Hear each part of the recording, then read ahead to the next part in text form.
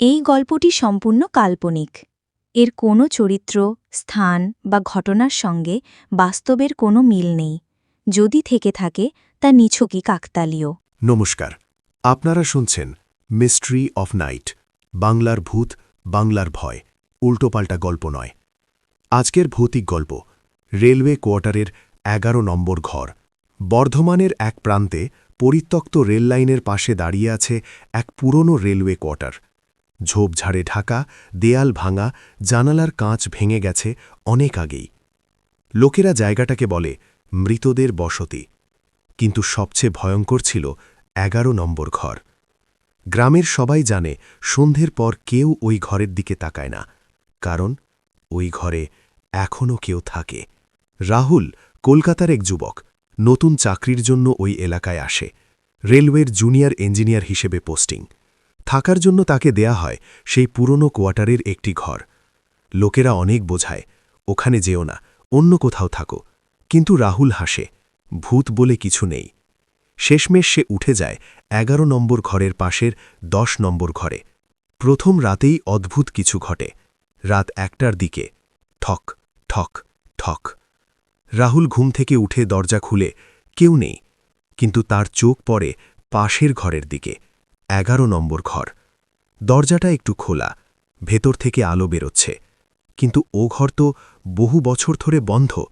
পরদিন দুপুরে রাহুল দেখতে পায় একটি মেয়ে রেললাইনের পাশে দাঁড়িয়ে। সাদা শাড়ি, লম্বা চুল, চোখে অদ্ভুত দুঃখ। রাহুল কাছে গিয়ে জিজ্ঞেস করে, আপনি এখানে থাকেন? মেয়েটি মৃদু হেসে বলে, আমি 11 নম্বর ঘরে থাকি। রাহুল অবাক, কারণ ওই ঘরে কেউ থাকে না। দিন যেতে থাকে। রাহুল প্রায় প্রতিদিন মেয়েটির সাথে দেখা করে। মেয়েটির নাম মীরা। মীরা খুব শান্ত, কম কথা বলে, কিন্তু রাহুল ধীরে ধীরে তার প্রেমে পড়ে যায়। একদিন রাহুল বলে, আমি তোমাকে ভালোবাসি। মীরা কিছুক্ষণ চুপ থেকে বলে, আমাকে ভালোবাসা তোমার জন্য বিপদ। রাহুল গ্রামের এক বৃদ্ধকে জিজ্ঞেস করে, 11 নম্বর ঘরে কে থাকে? বৃদ্ধ কাঁপতে কাঁপতে বলে, অনেক বছর আগে একটা মেয়ে ছিল, মীরা। সে একজন রেলকর্মীকে ভালোবাসত, কিন্তু এক রাতে ওকে ধর্ষণ করে মেরে ফেলা হয় ওই ঘরেই। তারপর থেকে ওর আত্মা ওই ঘরেই আটকে আছে। রাহুলের শরীর ঠান্ডা হয়ে যায়। রাতে রাহুল আবার মীরার সাথে দেখা করে। সে জিজ্ঞেস করে, তুমি কি মানুষ? মীরা ধীরে ধীরে বলে, আমি মারা গেছি অনেক বছর আগে। রাহুল পিছিয়ে যায়, কিন্তু মীরার চোখে জল। আমি মুক্তি চাই। এক ঝড়ের রাতে রাহুল ঢুকে পড়ে 11 নম্বর ঘরে। ঘরের ভেতর অন্ধকার, পচা গন্ধ, দেয়ালে রক্তের দাগ। হঠাৎ দরজা বন্ধ হয়ে যায়। চারদিকে কণ্ঠস্বর, বাঁচাও, বাঁচাও। রাহুল দেখে মীরার মৃত্যুর দৃশ্য পুনরাবৃত্তি হচ্ছে। মীরা বলে, আমার খুনিদের শাস্তি হয়নি। রাহুল খোঁজ করে জানতে পারে ওই ঘটনার সাথে জড়িত 5 জন এখনও বেঁচে আছে।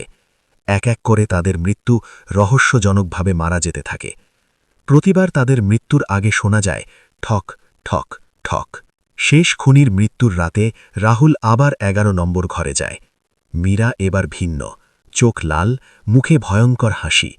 এবার তোমার পালা। রাহুল চিৎকার করে বলে, আমি তো তোমাকে সাহায্য করেছি। মীরা বলে, যে আমাকে ভালোবাসে সে কখনো বাঁচে না।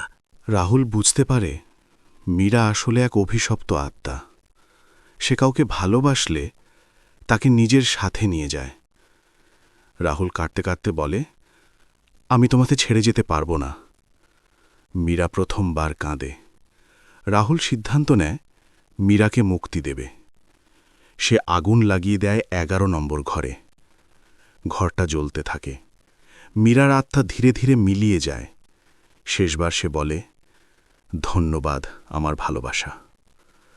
কয়েকদিন পর লোকেরা দেখে 11 নম্বর ঘর পুরোপুরি পুড়ে গেছে। কিন্তু রাহুল কোথায়?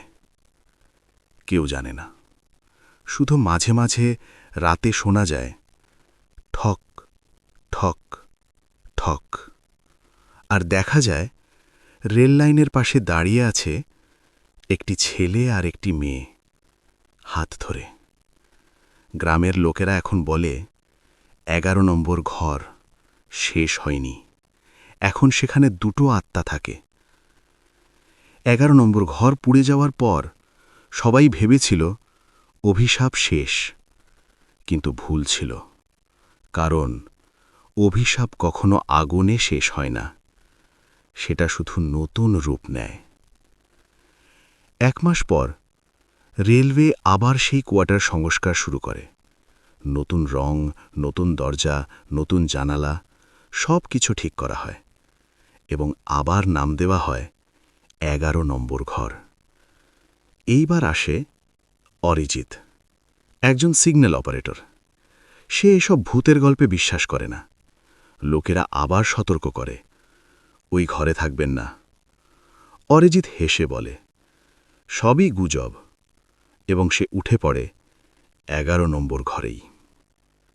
প্রথম রাত সব ঠিকঠাক, কিন্তু রাত 2টোয় ঠক ঠক ঠক দরজায় শব্দ। অরিজিৎ খুলে দেখে কেউ নেই, কিন্তু এবার সে একটা জিনিস খেয়াল করে, দরজার সামনে ভেজা পায়ের ছাপ। দুটি আলাদা ছাপ, একটি ছেলে একটি মেয়ে। পরদিন সকালে অরিজিৎ আয়নায় নিজের মুখ দেখছিল।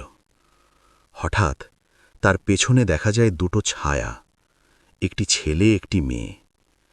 সে পিছনে তাকায়, কেউ নেই। আবার আয়নায় তাকায়, ছায়াগুলো এখন তার দিকে তাকিয়ে হাসছে। দিনের বেলা কিছু হয় না, কিন্তু রাতে অরিজিৎ অনুভব করে কেউ তার পাশে বসে আছে।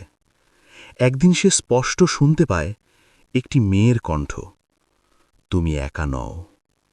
আর একটি পুরুষ কণ্ঠ, আমরা ফিরে এসেছি। ঘরের মেঝে খুঁড়তে গিয়ে অরিজিৎ খুঁজে পায় একটি পুরনো ডায়েরি। ডায়েরিটি ছিল রাহুলের। সে পড়ে, আমি আর মীরা এখন একসাথে, আমরা কাউকে ছাড়ব না।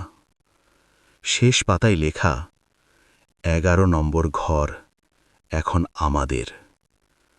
সেই রাতেই অরিজিৎ ঘুমোচ্ছিল। হঠাৎ সে অনুভব করে কেউ তার বুকের উপর বসে আছে। চোখ খুলে দেখে রাহুল, মীরা দুজনেই দাঁড়িয়ে আছে তার সামনে। চোখ সম্পূর্ণ কালো, মুখে বিকৃত হাসি। রাহুল বলে, আমরা একা থাকতে চাই না। মীরা বলে, তুমি আমাদের সাথে থাকবে। ঘরের দরজা নিজে নিজে বন্ধ হয়ে যায়, জানালা ভেঙে যায়, চারদিকে অন্ধকার। অরিজিৎ দৌড়ে বেরোতে যায়, কিন্তু দরজা খুলছে না। হঠাৎ ঘরের দেওয়ালের রক্ত দিয়ে লেখা দেখা যায়, এখান থেকে কেউ বাঁচে না। অরিজিৎ বুঝতে পারে, এই ঘর শুধু মীরার না, এখন এটা দুটি আত্মার কারাগার, আর যারা এখানে আসে তারা বেরোতে পারে না। সকালে লোকেরা দেখে 11 নম্বর ঘরের দরজা খোলা। ভেতরে কেউ নেই, শুধু মেঝেতে পড়ে আছে অরিজিতের জুতো, আর দেওয়ালে নতুন লেখা, আমরা এখন 3 জন। এরপর থেকে শুধু 11 নম্বর ঘর নয়, পুরো কোয়ার্টারেই শোনা যায় ঠক ঠক ঠক। লোকেরা বলে, ওরা এখন নতুন কাউকে খুঁজছে, যে তাদের সাথে চিরকাল থাকবে।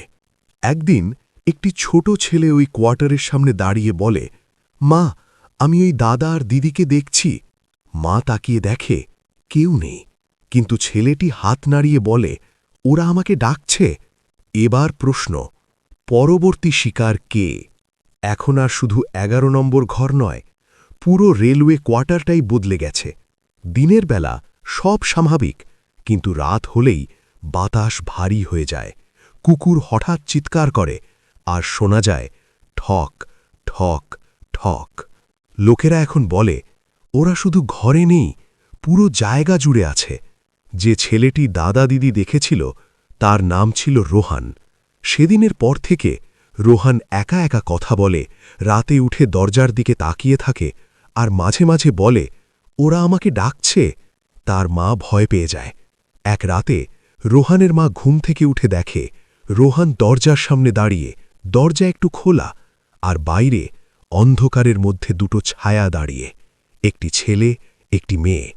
রোহান হাত বাড়িয়ে বলে, আমি আসছি। পরের দিন সকালে রোহান নেই। ঘরের দরজা খোলা, মেঝেতে শুধু ছোট ছোট পায়ের ছাপ। বাইরে 11 নম্বর ঘরের দিকে গেছে, কিন্তু ফিরে আসেনি।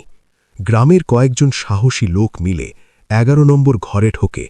ঘরের ভেতরে ঠান্ডা হাওয়া, দেয়ালে রক্তের দাগ, আর মেঝেতে 3টি নাম লেখা, মীরা, রাহুল, রোহান।